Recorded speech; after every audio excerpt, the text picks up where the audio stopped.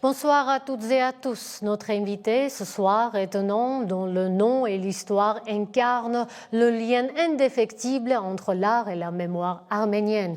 Gorun Aprikian, scénariste et réalisateur, est le fils du maestro Garbis Aprikian, à qui la ville de Paris vient tout juste de dédier une place en honneur rare et mérité.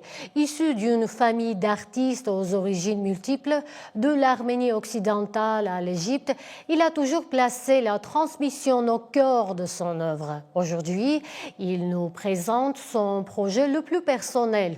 Nous sommes nos montagnes, une bande dessinée pour ne pas oublier l'Artsakh. Alors que la politique semble avoir tourné la page, il a choisi de graver l'Artsakh dans le dessin et le récit. Un travail de mémoire qu'il a porté pendant des années et qui sort dans le contexte tragique que nous connaissons. Bonjour Gorun Aprikian, merci d'être avec nous ce soir. Ma première question est la suivante.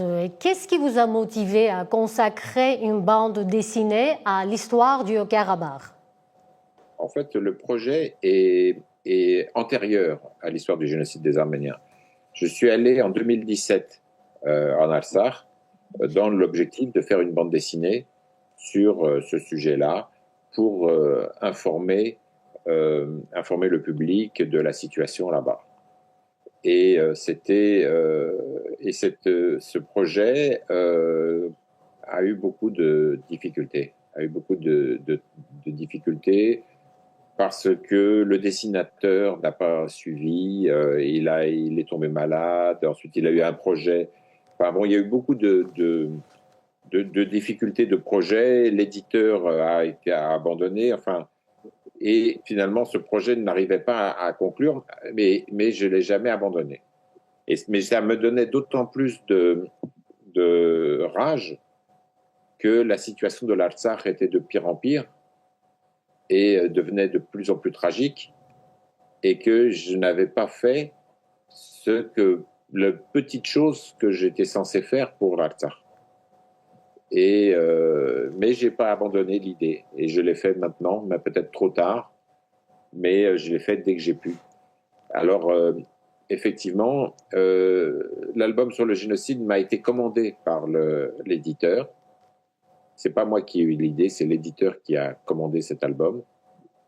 Et quand il a vu que c'était la qualité de l'album, le succès que ça a eu, j'ai pu lui proposer l'idée de reprendre ce projet que j'avais de faire un album sur l'Artsakh, et il a accepté. Voilà l'ordre dans lequel se sont passées les choses. La bande dessinée est souvent associée à la légèreté. Pourquoi vous avez choisi ce format pour présenter une histoire assez lourde et complexe comme celle de l'Artsakh? Cet éditeur qui s'appelle Petit à Petit, et donc il faut que je signale aussi le travail de l'éditeur, au sein de l'éditeur, d'un garçon qui s'appelle Antoine Mango, qui a beaucoup travaillé sur cet album. Et puis bon, il faudra aussi que je n'oublie pas de signaler que je n'ai pas fait cet album tout seul. Mais juste un mot pour dire que effectivement en Arménie, peut-être qu'on considère que la bande dessinée est un format pour les enfants. En France, c'est déjà plus le cas. C'est vraiment les adultes lisent la bande dessinée. On appelle ça plutôt un roman graphique quand c'est plus pour adultes que pour enfants. Et il y a beaucoup de sujets très graves qui sont traités depuis longtemps par le format de la bande dessinée en France et en Occident en général. C'est quelque chose qui est très courant. Et l'éditeur, Petit à Petit, a cette spécificité de faire ce qu'il appelle des docu-BD, c'est-à-dire de mélanger une histoire de fiction avec des pages documentaires, et qui permet à la fois d'avoir une histoire et à la fois d'avoir une connaissance du sujet. Au-delà du public arménien, quel message adressez-vous aux lecteurs francophones? Pourquoi est-il important qu'ils découvrent l'histoire du Haut-Karabakh, surtout aujourd'hui? Moi, j'ai eu beaucoup de mal à faire la partie documentaire. sur ce livre. J'ai eu beaucoup plus de mal à faire la partie documentaire que j'ai eu pour faire la partie documentaire sur le génocide des Arméniens. Et en fait, pourquoi c'était difficile? C'est parce qu'il fallait résumer. Il fallait résumer il y avait une contrainte de place, il fallait résumer d'une certaine façon. Mais pour comprendre l'histoire du Haut-Karabakh, il faut connaître l'histoire des Arméniens, l'histoire de l'Empire ottoman, l'histoire de l'Empire perse, l'histoire de l'Empire russe. C'est une toute petite partie du monde, mais elle est au cœur de tellement de choses. Il faut connaître le bolchevisme, il faut connaître le panturanisme. Et donc, en fait, à travers une toute petite partie du monde, une grande partie est expliquée. Et j'ai trouvé ça passionnant. Et je pense que les lecteurs occidentaux devraient s'intéresser à ça parce que non seulement ils comprendraient la petite histoire, mais à travers elle, il y a un éclairage sur le reste du monde et une grande partie du monde qui est donné. Comment avez-vous personnellement vécu les événements tragiques de 2023, l'épuration ethnique de l'Artsakh, la perte de l'Artsakh? C'est une douleur, comme je disais, c'est une douleur terrible. C'est une douleur, c'est quelque chose qui ne peut pas se remplacer. Je pense que à travers l'écrit, d'une part parce que je suis resté un mois en Artsakh, c'est pas énorme, mais c'est quand même le temps de s'habituer un peu au pays, et que j'ai rencontré les gens, et qu'ensuite j'ai écrit. Quand on écrit quelque chose, on se rapproche beaucoup, même si on est loin, on se rapproche beaucoup du sujet que l'on est en train de traiter. La perte de l'Artsakh, la douleur vécue par les gens, la guerre, le blocus qui était quelque chose d'innommable, c'est une douleur immense. Aujourd'hui, je commence tout juste à réaliser que je ne pourrai plus jamais y aller, tout juste à réaliser que j'aurais dû, pendant toutes ces années, y aller beaucoup plus. Et je crois obliger mes enfants à y aller plus. Et je crois que juste sentir l'eau, sentir la terre, toucher la pierre, et tout ça est un manque terrible, c'est un deuil en fait. C'est comme un deuil quand quelqu'un vous manque et vous dites j'aurais dû le serrer dans mes bras plus souvent. Quand je lisais la bande dessinée, j'ai vu que vous avez mis aussi les moments tragiques du Karabakh, les événements de 2023. J'imagine que vous avez ajouté au dernier moment, oui? Oui, bien sûr, parce que au moment où je voulais finir l'album, l'histoire avançait. Elle a même avancé au moment où on envoyait à l'imprimeur.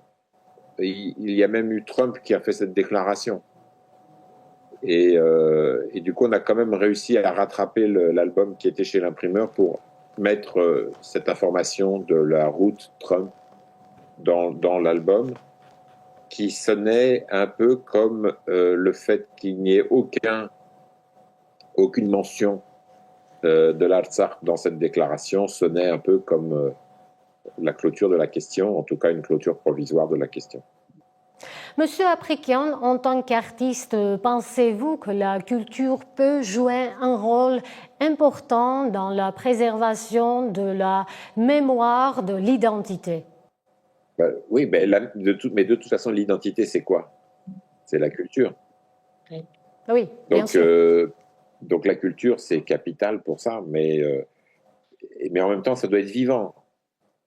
Ça doit être vivant, mais je pense que oui, c'est capital. L'Arménie, elle a une belle culture. Elle a une belle culture.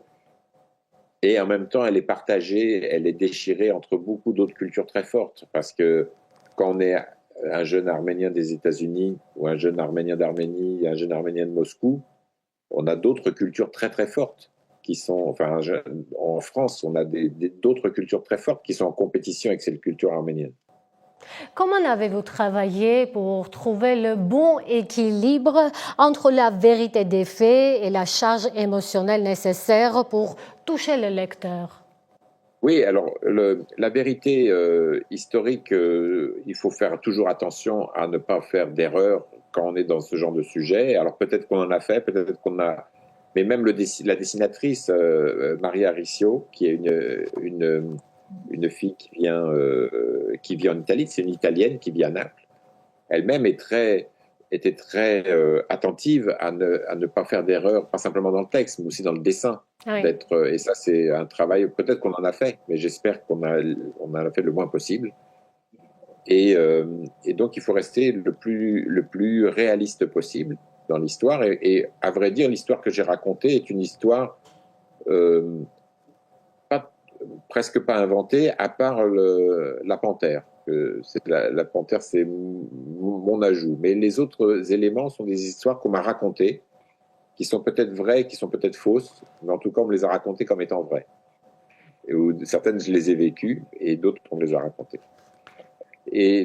Donc la panthère, je l'ai rajoutée, c'est parce que je sais qu'il y a des panthères dans le Caucase, que c'est une espèce en voie de disparition, une espèce fantomatique qui continue de se promener dans les montagnes. Et j'ai trouvé que la panthère du Caucase représentait les Arméniens, représentait le peuple arménien. Sur un plan plus intime, que représente-t-il pour vous la création de Nous sommes nos montagnes? Pour moi, ça a été d'apporter une petite pierre au combat de l'Artsakh, mais vraiment une pierre toute petite. Et j'ai, comme je disais, cette petite pierre que j'ai apportée et j'ai la frustration de l'apporter trop tard. Mais voilà, mais j'ai au moins la satisfaction de ne pas avoir renoncé à l'apporter. Et si vous deviez résumer Nous sommes nos montagnes en une phrase, quel serait votre message au lecteur en général? Je pense que il faut lire cette histoire d'une part, pour sa, pour sa réflexion sur l'information. Parce que le personnage principal est une journaliste et elle a à cœur de témoigner. Aujourd'hui, le témoignage des journalistes est quelque chose qui est très très important Oui. et il faut que cet album est à la fois un témoignage sur le Haut-Karabakh, sur l'Artsakh, sur cette période de vie de l'Artsakh que, comme je disais, je n'ai pas assez embrassé, mais c'est aussi une réflexion sur le métier de journaliste. Et qu'est-ce que c'est que d'être un journaliste aujourd'hui? Merci beaucoup et merci pour le gros travail accompli. Merci beaucoup, Asmi. Nous recevions Gorun Aprikian, réalisateur et scénariste franco-arménien. Au revoir.